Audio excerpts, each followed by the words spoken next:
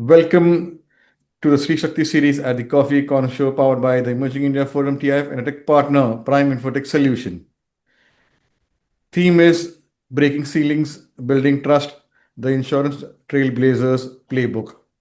We have with us a guest speaker, Prajakta Sahastrabudhe, Vice President Corporate Sales at Zoom Insurance Brokers Private Limited.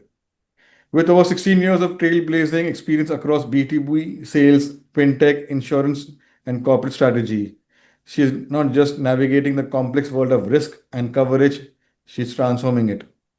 From revolutionizing insurance sales and risk management strategies to mentoring future leaders and pioneering digital transformation in traditional sectors. Prajakta's story is one of grit, reinvention, and strategic brilliance.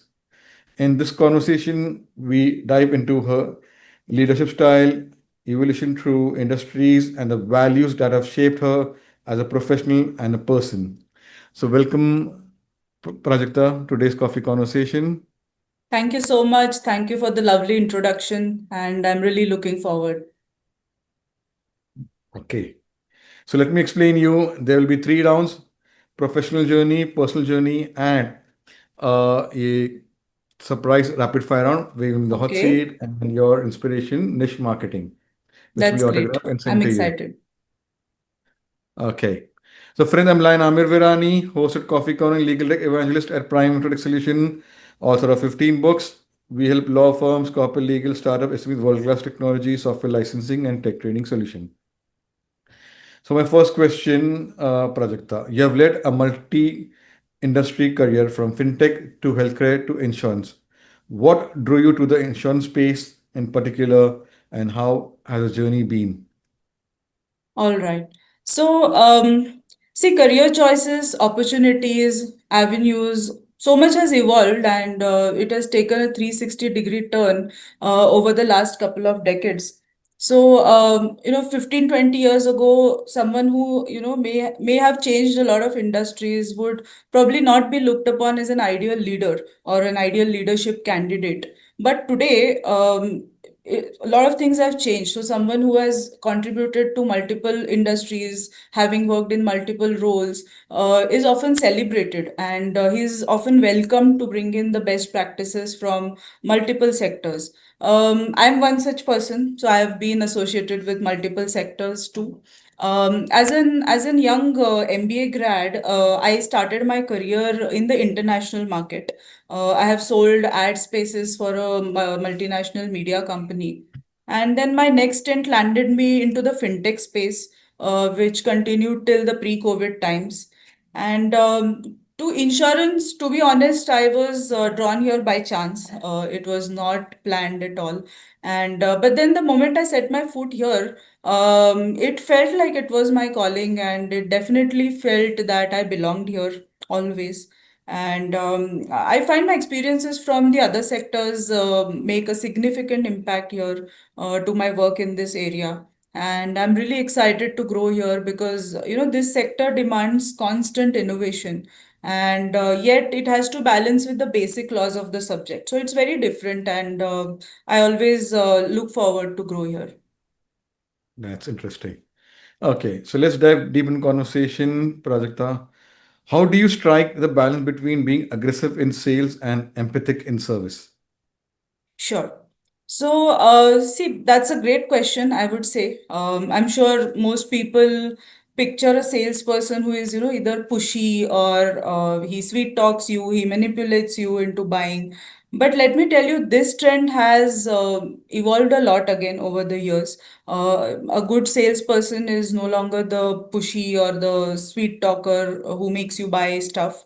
I would say he or she is the one who has the best listening power because purposeful selling is currently the new aggressive selling, I would say. Though it does not mean that the salesperson should stop being persistent or let the client take his own time to come to a conclusion or take their decision. But it's most important to take some time and identify their pain points, align your USPs to propose making their life easier with your solutions, and also assure the client that if there's someone who can make their life better, then it's you and your company. So, and it's not just about saying, you also have to live up to your commitment because, in my industry, the client has an option to change the risk management partner every year. So it's not like I can just get away by saying something and not delivering it. So it's all about commitment, delivery, and listening and aligning. That's beautiful. So, Prajakta, how do you define strategic growth in a sector as traditional and complex as insurance? Sure. So, in an industry like insurance, products are not tangible. You cannot see what you're selling. Most of the time, especially in medical insurances, the decisions are emotionally loaded.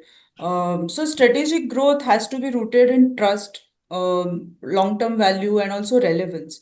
So, for me personally, it's about creating, customer-centric solutions that go beyond premiums and quotes and claims and all of that. It's actually about identifying the pain points, customizing the risk strategies, and kind of becoming a partner in the client's continuity journey, the business continuity journey. And at Zoom Insurance Brokers, we have been deliberate about combining deep domain knowledge with technology and empathy so that we can drive real transformation. And then ultimately, growth is not just about scale, right? It is mostly about depth.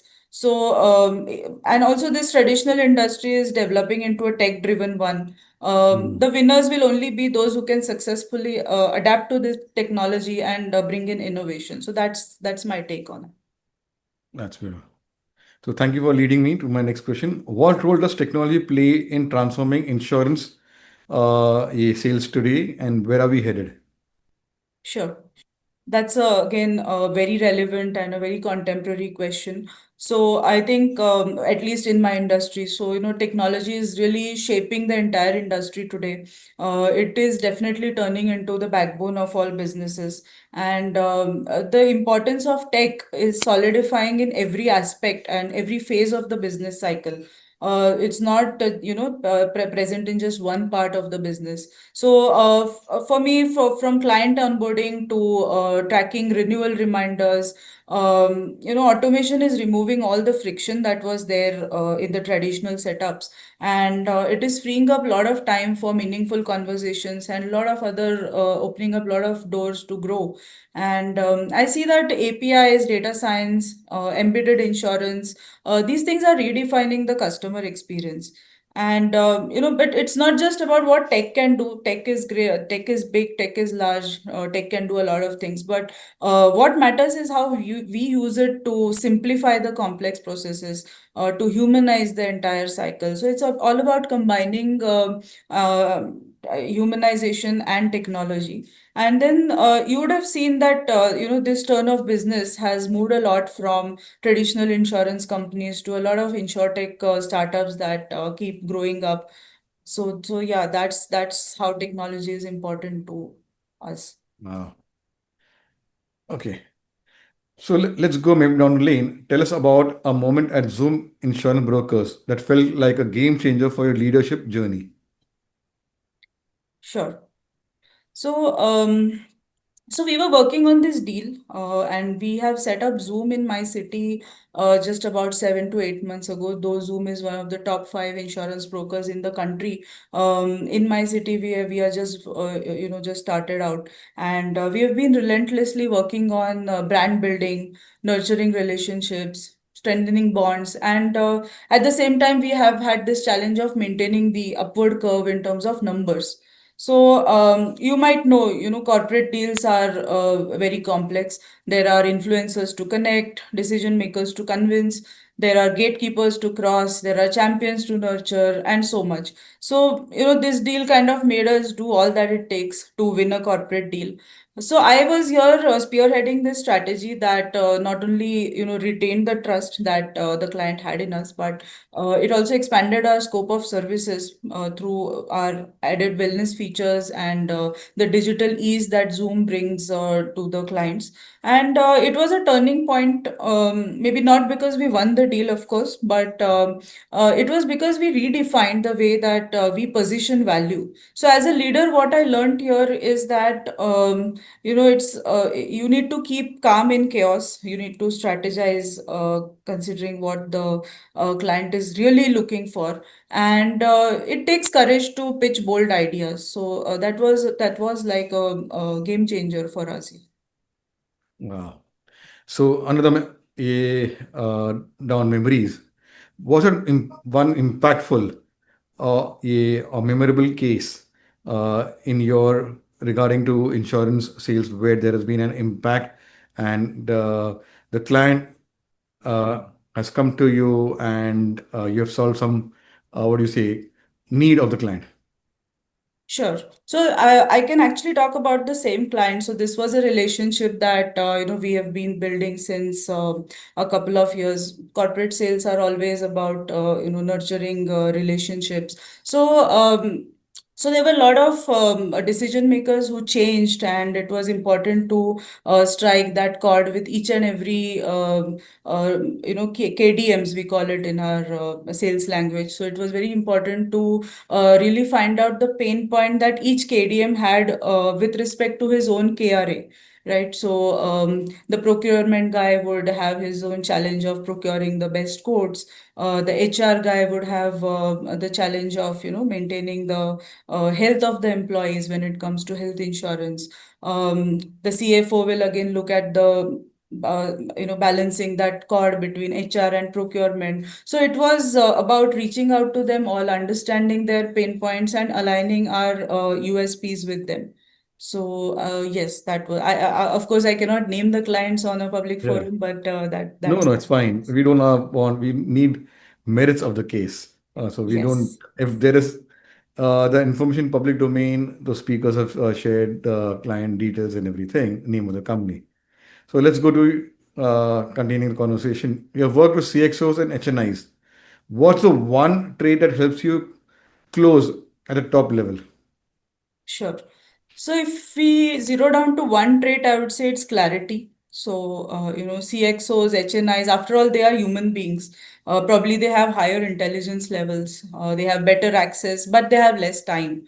So my interactions with them are always about, giving them clarity on simple questions like what's in it for them, why me, why now. And always I also when I mentor teams, I also align them to this strategy of how to deal with the CXOs. And basically we need to connect with them on a human to human level, but with a clear communication, because that will reflect your authenticity. That will help you build a stronger bond, and business win has to be translated if all these boxes are checked. Wow. So, project have scaled operations and built high performing teams. What's your Mhm. personal approach to talent mentorship? Sure. So, I've always believed that you don't grow by controlling. When I was young, I also thrived in a culture when my leaders were mentors and not dictators. I would never be my best when my leader was highly controlling or a dictator. So basically, I believe that you grow by enabling your team to the fullest. You have to be a good enabler to be a good leader. I encourage my team to ask questions. I make them challenge assumptions, also to own their decisions. And I also mentor by example. I let them fail safely. I also go big on structured feedback. I keep it as honest as possible, as actionable as possible, and yet I have to keep it kind. And when people feel seen and supported, they rise, and that's mentorship to me. And another thing is, I also, it is very important for me to know each team member in and out, because all my team, they come from different sectors, different socio-economic backgrounds, different cultures, different religions. So it is also important to identify their strengths and weaknesses, and then pull them together, nullify each other's weaknesses by the other person's strength, and then align towards the bigger goal, so that we all are heading towards the right direction. Wow, beautiful. So, Project, if you could change one thing about how insurance sold or perceived in India, what would it be? Okay. So, if I were to give you a general observation on how corporate insurance is bought in India, after all, the people who buy are Indians, and they generally do it based on the price. So, yeah, I mean, decision makers do review proposals, they'll look at coverages, they'll look at brand names, they'll see how tight our relationship is, how good the bond is. But when it comes to the final decision, most often they'll decide merely on the base of price. So I think that this discourages many budding insurance partners who could give more relevant insurance covers at maybe the same price, or I mean regardless of the price. So I would definitely like to change this perception. Corporates really need to change the perception of insurance as just an expense. It might take some time for corporates in India to reach that level, but they should let vendors like us to give them personalized covers. That's really very important. So because every corporate's risks are different. So if an insurance vendor is willing to do an analysis and give them the coverages based on their personal risk, personal in the sense the customized risk, even if it means shelling out some more money, they should go ahead and do that. Because if their insurance is not covering what really matters, then buying it at cheaper price will then be called just as an expense. So this is something that I really want to change in the industry. Wow. So, who's been your biggest cheerleader, professionally and personally, and or who has influenced you? Okay, so personally, I would say, I mean, my entire family. I wouldn't say one particular person, but yeah, I would give slightly more credit to my mother, who sacrificed her own career progress. Though she was working, but she never, took the growth path, and so that she could be with us throughout our formative years. And as of today, my biggest cheerleader is my 9-year-old daughter, who silently enjoys, she's really inspired by seeing me lead teams. Whenever I'm working from home, she's always, silently observing me, and she never makes a noise about my absence from her schedule. Most part of the day, I'm not with her. So, but then still she looks at me as an idol, and that really cheers me up through any difficult situation. Wow. That was personal. What about professional? Who's been Professionally, influenced you? I have been always, fortunate to have great mentors. Right from the time when I started working in Dubai, I had really great bosses. So I wouldn't, professionally give any one particular person the credit, but I've always had great bosses. Whoever I have worked with, it has always been an amazing experience, and I've always only grown in terms of learnings and in terms of experience when I've worked with any one of them. Wow. So, my last question for Professor Juni round: what advice would you give to young women professionals entering the field of insurance sales? Sure. That's a question close to heart because I'm a woman. And this women in sales is a number that is steadily growing, and I'm super happy about Mhm. it. Because, I've worked in male dominated sectors. Most of the times, I've found myself as one of the very few women sales professionals, especially in the BFSI sector where I was in the foreign exchange setup. So, very few women leaders here. And though insurance industry does have a decent number of women leading the game, so for all the others, all the young women leaders, I would say that as women we have really great instinct. We should trust it. We should be courageous. Taking the leap should just come naturally. We should be not afraid of making mistakes. We should grow from them. And it's also important to use inner traits, wisdom, intelligence, and understand your client and just, go with the flow, kind of. And then if you're a parent, then I think you should also mentor your team like you would mentor your child. You should celebrate their achievements. You should reprimand them for their mistakes. And also never stop learning. And doesn't matter who you're learning from. It could be your mentor, it could be your peer, or it could even be your team members, your juniors. There's a lot to learn from the world. So just go ahead and do that. So let's go to the next round and understand Prajakta as a person. In brief, you have shared about your family, but let's hear it in detail. Tell us about your family and your formative years. Sure. So, from my surname, you might have gauged, I grew up in a middle class Maharashtrian household in the suburban Mumbai, where education, discipline, integrity, these are non-negotiables. And both my parents were PSU bank officers. I grew up with my brother, who's 4 years younger to me. So, parents never handed us ready-to-use solutions. We were also like both my parents were working, so we were on a lot of times we were on our own. So we got that encouragement to think, to question, dig deeper, and this helped me shape my analytical lens. And we were not a business family, but still I've seen my parents lead other people in their own unique ways, not necessarily at work, but even in and out of work. And therefore, stepping into sales leadership, that just came naturally. And it was a self-built path. So this made the journey more special. Wow.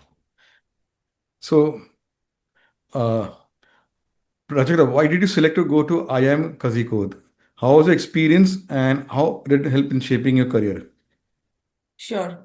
So, I chose IIM at a slightly later stage of my career. I had always wanted to do that before, like when I completed my graduation. So, but then, yeah, I didn't want to, not do it ever. So, yes, it was not just an academic journey, but it was a personal transformation, I would say. There was peer learning. There was constant exposure to real life case studies. This helped me sharpen my decision making, and I was always in sales. So I wanted to do something on the data part side of things, because sales is usually about what you speak and all of that, but backing it up with data was really something that I thought I was missing, and therefore I chose the data analytics course with IIM. And more than the learning, it gave me the confidence to walk into any room, any conversation, and then align quickly, especially with the CXOs who are really number centric. So it is very important for me. And it also helped me connect business logic with leadership empathy. Wow. So, what was your spot in Mumbai in your college days to go with your college friends? In Mumbai, it was bandstand, hands down. So, so my college was in Bandra. I was in the MET. So it was just about 5-10 minutes from my college. So any free period, it would always. And I'm not an SRK fan, but my friends were. So anytime, just I used to accompany them. Wow. Okay. So, Prajakta, how do you unwind after an intense work of meetings, numbers, and negotiations? Sure. So I try to switch off completely. Maybe music, some books, learning something new.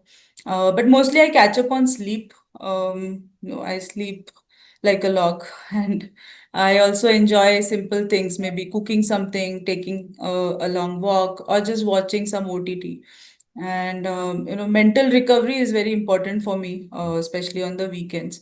If I'm not doing anything, I take my kid outside for dinners or malls, or just enjoy a few rounds of Uno with her. She's a fan of Uno, and I really enjoy playing with her. Wow. So, what's a book or movie which has left a lasting impact on you? So currently, I'm reading the book Many Lives, Many Masters. So that's about spirituality, and I'm finding myself pulled towards spirituality a lot. So Wow. So any family rituals, traditions you still follow that keep you grounded? I'm not a ritual person, to be honest. But yes, I do a lot of chantings and prayers. I don't go the, traditional ritualistic way, but chanting does give me a lot of grounding, and it helps me navigate through a lot of difficult situations, or if there's tension, if there has been a bad day. These things kind of help me keep grounded. Wow. So if your friends had to describe you in three words, what would it be? Maybe a learner, a leader, a doer. Wow. So my last three questions, which are reflective. What are your plans for 2025 personally and professionally? So, professionally, I would say since I've started my career here at Zoom, I would like to take it ahead to next level, to expand into the city, to build this brand in the city. And personally, I'm turning 40 this year, so I would like to, have an international trip. I have a world tour for my bucket list, but I'll leave that for maybe 3 4 years because I'll need a lot of time on hand, which I don't have this year. So maybe a small international trip with family. Wow. Okay. Since this is Sri Shakti series, what does Sri Shakti mean to you? I think it's about empowerment. It's about you know uh, just trusting your natural instincts and making yourself better than before, um, and not so a lot of misdeeds are being done in the name of feminism. So I think Stree Shakti is completely opposite of that, just uplifting your own self through your womanly powers. I think that is what Stree Shakti means to me. Wow. So my last one is a googly one. Describe Prajakta in one line. Okay. So she's a woman who is always chasing progress over perfection. Short. Wow. Let's put in the hot seat, the rapid fire round. Uh, Early mornings or late night brainstorming. Early mornings. Wow. Your go-to comfort food. I'm a foodie. There are a lot of foods. I'd say maybe ice cream. Your dream travel place. Switzerland. What's one insurance myth you wish people would stop believing? Could you come again there? What's one insurance myth you wish people would stop believing? That's insurance is an expense. Abhi nahi chahiye. That is what I would like to stop. Wow. Strategy or instinct? What wins the deal? Um, uh, Instinct. Best piece of advice received? Always keep, learning, growing, no matter what's your age, gender, or status. Keep the learning Wow. curve, learning flame on. One personal finance mantra you live by. Finance mantra, I would say, uh, earn more and save more. It's not just about saving, but keep your income going up.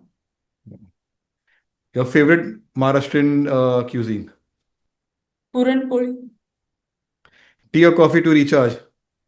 coffee, anytime coffee.